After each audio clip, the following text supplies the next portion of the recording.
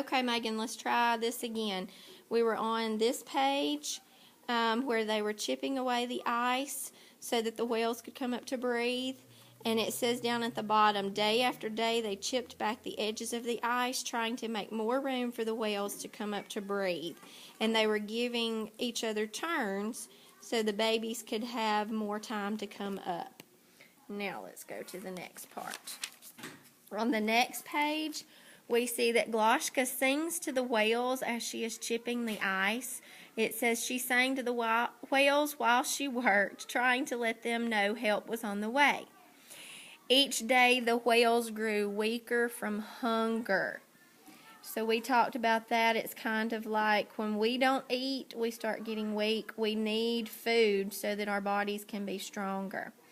Gloshka knew how it felt to be hungry, so she can relate to the whales because she has felt hunger before when they did not have a lot of food to eat. On the next page, the icebreaker finally arrives, and they are hoping that the whales will follow the icebreaker, but the whales wouldn't follow the ship. And so they're going to start trying different things to help the whales follow the ship. They try to play Narna songs, which are whale songs, first.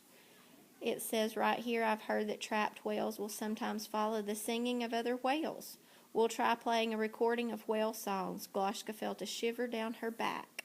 Narna songs, she whispered to the sled dogs. They're going to play Narna songs. So on the next page, we see that even though the songs of the whales echo through the water, the whales would not go near the ship. But that night, the song of Narna came to Gloshka again. Only this time it was different. This is very important. This time Gloshka hears the music and the voices of whales, but she also hears other music too, melodies she'd never heard before. She starts hearing people music. And so she tells the old ones, and they tell the icebreaker to try other music. So the first thing that they try on the next page, the first music that they try is rock and roll. But that doesn't work. Then they try Russian folk music. That doesn't work. Finally, they try classical music. We talked about how it's a little slower and softer, even though it has some deeper notes. The whales seem to like this music. And on the next page, it tells you that a few whales started to sing back to the ship and to each other. Gradually, more whales joined in. One of the whales started to follow, and then more followed, and finally they all started following. After they heard the whale songs and the classical music. So finally it says at the end, yes, Gloshka said, but it isn't just Narna I hear now. It's something bigger than that, something like a whole symphony of whales.